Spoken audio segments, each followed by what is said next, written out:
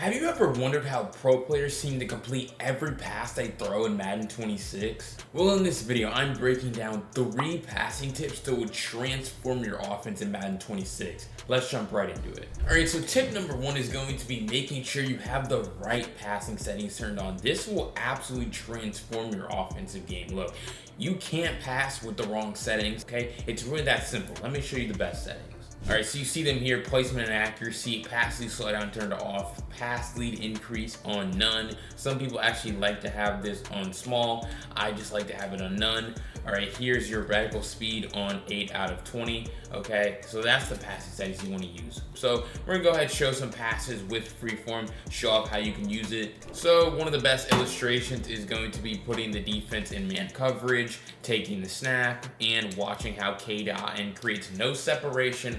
And I can't freeform that pass, okay? Or I didn't freeform that pass, excuse me, right? That's just what a regular pass lead looks like. And then look here, where we have freeform turned on, we're able to get that ball in front. And yes, we're able to undercut or cut off the defender, from the ball, which certainly helps us. But bottom line, this, freeform passing just makes it easier to pass. You see, we have a drag right here, right? And you can see how he did a great job of just getting that ball out in front of the receiver, allowing him to catch the ball in stride and make a great play. It's the little differences that end up adding up. You see Emeka Buka over the middle right here. That pass just a little bit behind him, and so he has to kind of reach around, and the pass gets knocked out, okay?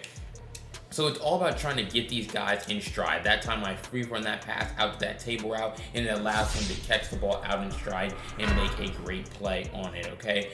Now I'm actually going to go in my settings and actually disable freeform entirely. So here I have classic passing turned on, which turns off freeform. And so now let's just try to make some passes with classic passing, right? Boom, hey.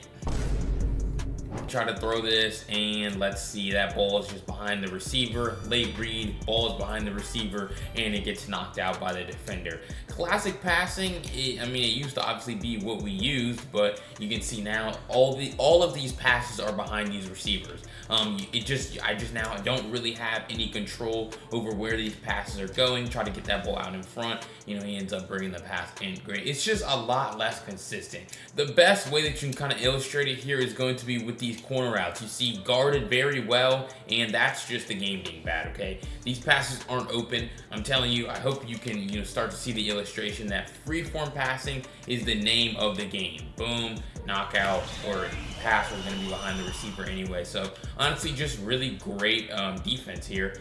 And freeform passing is going to certainly make your offense a lot better. So that's the first thing I would say. How you can improve your passing game here in Madden 26 is by turning on freeform passing.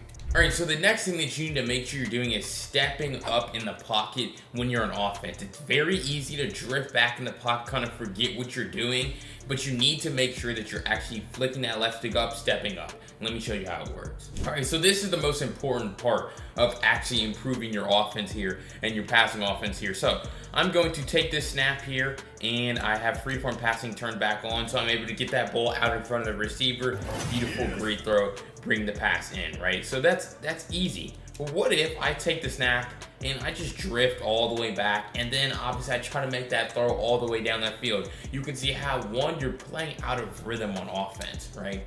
We continue to do it. I do it again right here. I'm just playing out of rhythm. That pass isn't open anymore, and so it gets knocked out. A pass that is open, the receiver has separation in the defender, but since I'm drifting too far back, and even if I try to throw my backside dig, I'm really almost sacking myself here. Whereas you saw in the first example where if I take the snap, cancel my drop back, flick that left stick up, move around in the pocket, and you can even see right here, I'm able to take off with Baker Mayfield and slide the open field. So that's another bonus that you have with pocket presence. It allows you to take off and run when those openings are there. But when they're not, you can still just throw these passes out here, given, obviously that your receivers are open. But the timing in the windows of these throws is a lot better. And also you see right there, that's another great thing. We're not cutting that out of the video.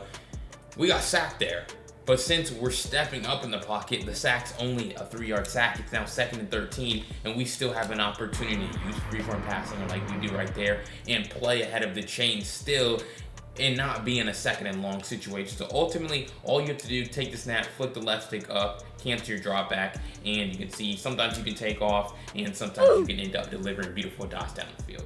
All right, so perhaps the best way to actually go about improving your pocket presence is just doing this simple drill. Put the ball at the 1 yard line in practice mode and take the snap. If you keep drifting back, it's just gonna be a safety. We talk about this all the time. This is the simplest, the easiest, the most consistent way to improve your pocket presence. You can see right here, just incomplete pass. Terrible read because I'm just drifting way too far to one side instead of just taking it just like normal and step up in the pocket. Now you can see I can also have another scramble lane to slide down the open field once again. So it's very easy to improve your pocket presence. Again, you start drifting too far back, you're gonna end up like Dan Orlovsky in 2008 with the Lions. You want to take the snap, cancel that drop back, and try to find those openings. It doesn't guarantee you still throw to open receivers, don't get mistaken, but it's much easier to find those openings in the zone, in the man, when you actually have good pocket presence and you have plenty of time to make reads. So start stepping up in the pocket to improve your passing offense. All right, so if you want to know the last way we're going to talk about in this video, make sure you go down below and hit that subscribe button for more daily Madden 26 tips. All right, so the last way, like I talked about in the intro, how pro players complete every passing throw, it's all about understanding the levels of the zone defense, okay? And that's what I'm going to break down for you very simply right here. All right, so I'm gonna have them in random zone coverage here, and I'm actually just gonna come into a random pass play, okay? Because I wanna show you guys that you can do this stuff out of every single out of every single play against every single defense, right? So right here, I have this play from, I guess, a single back formation, and I'm gonna try to make this a great route combination, okay? So you're trying to attack every level of the defense, right? If you really were to split this up into a grid here, you're just trying to make sure you don't have two guys running into the exact same area, okay? So when I say that, this is a route combination that doesn't do that. We have a seam pass to RB, we have a crosser to our tight end, and then we have a drag on B, okay? And then obviously we're gonna have our runoff. You're always gonna need a runoff. That's the most important thing when you're trying to understand how to beat zone coverage. If you're gonna have a deep route like a crosser, you need a runoff.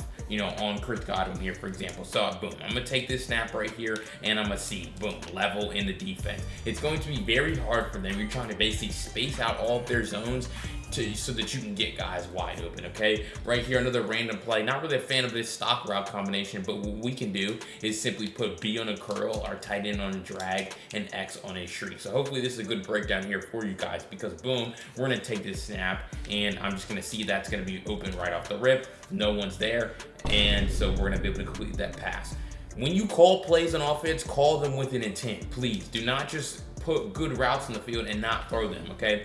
This is a good play. We're just gonna put B on a streak. Boom, take this snap. They're going to be in another zone coverage. They're in match coverage right here, which actually makes this a bit tougher, but still, that's just, sometimes they're gonna play the defense, right? Still a great route combination, doesn't really defeat that purpose of the play, but they did play good defense there. So boom, this is gonna be our next route combination. We're gonna try to maybe hit our post to B or our backside dig to A, take the snap. We see there's no flat over there on that left side, and so we're able to hit a juke and get sticky on them for some big yards. So hopefully through the repetition, you guys are able to see kind of what I'm talking about here with the route combination. So boom, we're just gonna create a mesh concept, and then we're gonna have RB on a shriek.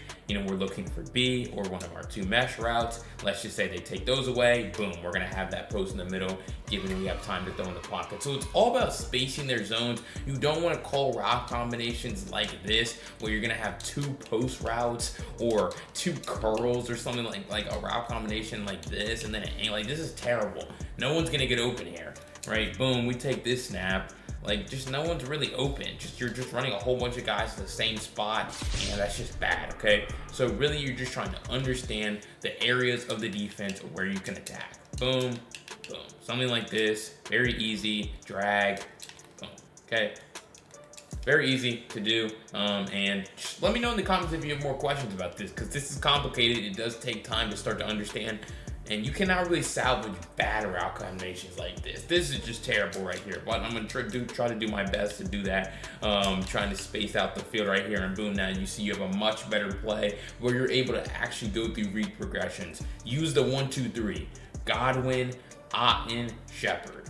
Boom, take it. Use that, and you're gonna see we're gonna have Godwin here. All right.